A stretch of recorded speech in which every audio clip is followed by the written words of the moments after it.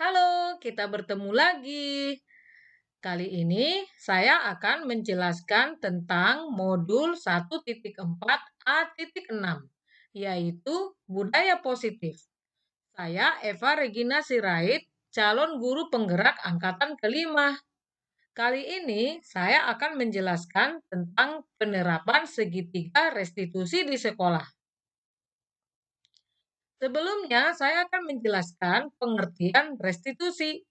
Jadi, restitusi adalah proses menciptakan kondisi bagi murid untuk memperbaiki kesalahan mereka, sehingga mereka bisa kembali pada kelompok mereka dengan karakter yang kuat.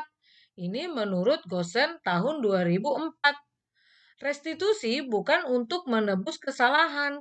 Restitusi adalah sebuah tawaran dan bukan paksaan. Restitusi fokus pada solusi dan dapat mengembalikan murid yang berbuat salah pada kelompoknya.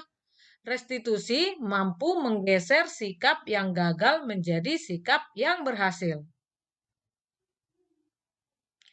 Segitiga restitusi ini, yang pertama adalah menstabilkan identitas. Yang kedua adalah validasi tindakan yang salah. Dan yang ketiga adalah menanyakan keyakinan. Nah, inilah yang dinamakan segitiga restitusi. Biasanya pertanyaan-pertanyaan yang dilakukan untuk memvalidasi tindakan yang salah adalah, kamu tentu punya alasan ya mengapa kamu melakukan itu. Kemudian, adakah cara yang lebih efektif untuk mendapatkan apa yang kamu butuhkan? Nah, untuk menanyakan keyakinan, yaitu keyakinan kelas apa yang telah kita sepakati. Nah, yang kedua, kamu ingin menjadi orang seperti apa? Nah, untuk menstabilkan identitas, setiap orang pasti pernah melakukan kesalahan.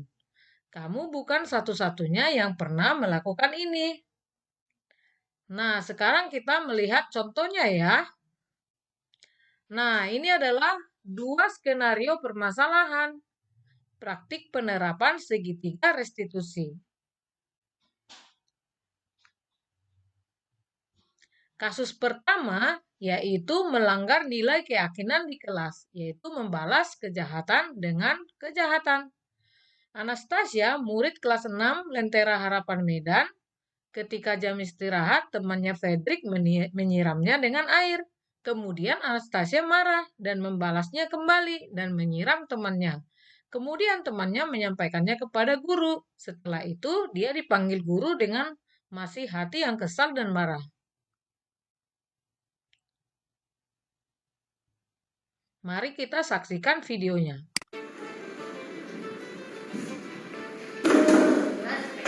Patrick, Kenapa, nak? itu aku murid ibu satu itu si Patrick. Awak gak ada salah disiramnya. Oh ya, terus Tasya kesal? Iya lah bu, siapa yang gak semua disiram tanpa salah? Oh, oke. Jadi memang betul sih kalau kamu udah diganggu gitu pasti kesal ya. Terus Tasya apa yang kamu lakukan? Kalau dia saya dengan kejahatan, saya balas dengan kejahatan juga. Jadi apa yang kamu lakukan balasnya, nak? Saya siram balik. Kamu bilang balik. Pasti Tasya punya alasannya untuk melakukan hal itu. Punya lah bu. Apa itu? Sebenarnya ya, saya sangat kesal bu. Oh, oke, Tasya. Itu sama sesuai nggak dengan nilai-nilai yang kita pelajari di kelas? Enggak sih bu. Ya, jadi menurut kamu harus bagaimana? Harusnya kalau alasannya buat saya dengan kejahatan, saya balas dengan kebaikan. Ya, betul. Tapi memang yang kamu lakukan tadi berarti melanggar apa? Melanggar kalau Nilai-nilai yang mana? kalau ada yang jahat kita balas dengan kebaikan. Betul ya. Jadi kalau kita dibalas, kalau kita dilakukan kejahatan kita harus balas dengan kebaikan, ya kan? Jadi nanti Tasya ke depan harus bagaimana? Kalau ada yang jahat kita baca, tak balas dengan kebaikan dong bu. Nah, kamu kan udah kesal nih sama Patrick. Jadi apa yang kamu lakukan nanti sama Patrick? Menasehatinya dan membilangkannya sudah mengakhiri kembali. Oke, jadi kamu maafkan dia. Maaf lah bu, Oke, maafkan ya. Jadi kalau ada yang salah sama kita harus balas dengan kebaikan. baru Kemudian kita menasehatinya.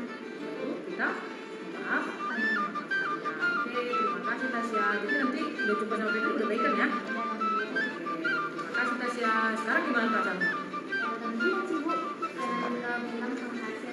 Oke, thank you Tasya. Boleh main sama Ayu lagi ya? Iya. Nah, jadi di sini anak tersebut mengalami kekesalan kepada temannya. Kemudian guru menanyakan beberapa hal kepadanya sehingga anak tersebut yang mencari solusinya. Sehingga anak yang dari kesal menjadi baik hatinya dan mau berteman lagi dengan temannya. Nah, sekarang kita akan melihat kasus yang kedua, yaitu melanggar nilai keyakinan sekolah, yaitu terlambat ke sekolah dan tidak memakai atribut yang lengkap. Jadi Gabriel, murid kelas 6 Lentera Harapan Medan, pada hari itu dia datang terlambat ke sekolah. Ia sampai di sekolah lewat 10 menit dari jam masuk kelas. Saat dia memasuki kelas, dia merasa takut dan malu. Dia juga lupa membawa dasinya karena terburu-buru. Mari kita lihat videonya. Permisi. Ya, Gabriel, silakan. Kenapa Gabriel terlambat? Karena tadi pagi ketidurannya. Oh, jadi sekarang jam berapa ya biasanya masuknya? Biasa kita masuk jam 6.50. Sekarang jam berapa? Jadi dia terlambat berapa menit? Oke, nah mana dasimu nak? Tinggal di rumah. Nah, menurut kamu kesalahannya apa? Kesalahannya dia kurang disiplin. Apa itu? Kenapa kurang disiplin? Karena dia lambat. Mana perasaanmu sekarang nak? Sedih dan juga dia malu. Tahu, mungkin ada alasannya ya kamu kenapa terlambat. Ya Bu, soalnya dia jauh Bu. Jauh ya, biasanya kamu bangun jam berapa? Biasa ya bangun jam 6. Jadi hari ini jam 6.10. Karena apa?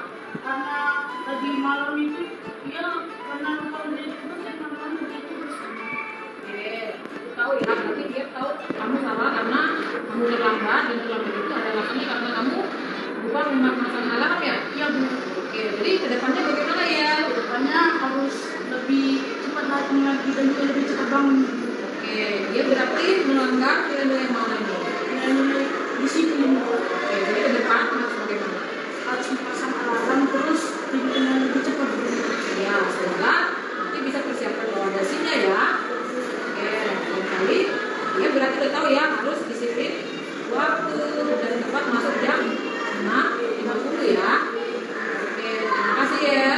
Silakan duduk nak. Nah, untuk kasus kedua ini, guru berhasil membawa sifat yang gagal tadi, menggesernya menjadi sifat yang berhasil. Nah, kita melihat apa tanggapan dari anak yang tersebut, yaitu Anastasia. Halo, perkenalkan nama saya Anastasia Dinanti Arta Saragi. Panggil saya Tasya. Saya murid dari kelas 6A, yaitu wali kelas saya Ibu Regina Sirait. Saya bersekolah di sekolah Lentera Harapan Medan. Perasaan saya saat dipanggil Bu Regina tadi akan masalah saya kepada Fredrik, perasaan saya pasti sangat deg-degan, tetapi saya sudah tahu bahwa jika ada orang yang jahat kepada kita, kita harus membalasnya dengan kebaikan, dengan sesuai apa yang kami pelajari di kelas biasanya. Terima kasih. Nah, sekarang kita akan melihat tanggapan dari Gabriel. Halo, nama saya Gabriel Marcel Rajasani Marpau. Bisa dipanggil Gabriel. Saya kelas 6A, Sekolah Lentera Harapan Medan. Bu guru saya adalah Bu Regina. Pada saat tadi saya terlambat, saya sangat malu dan juga sangat sedih karena dijumpai oleh Bu Regina. Tapi ternyata Bu Regina tidak memarahi saya, tetapi malah mengajari saya agar bisa disiplin dan bisa lebih cepat datang lagi. Terima kasih Bu Regina. God bless you. Nah, jadi anak tersebut tidak merasa dihukum. Jadi mereka bisa menemukan masalah mereka sendiri. Nah, Jadi kesimpulannya, penanganan kasus yang dilakukan guru dengan menggunakan pendekatan segitiga restitusi, diharapkan guru dapat memposisikan dirinya sebagai manajer dengan mengajukan pertanyaan-pertanyaan bermakna yang membuat murid menjadi lebih mandiri, percaya diri, dan bertanggung jawab.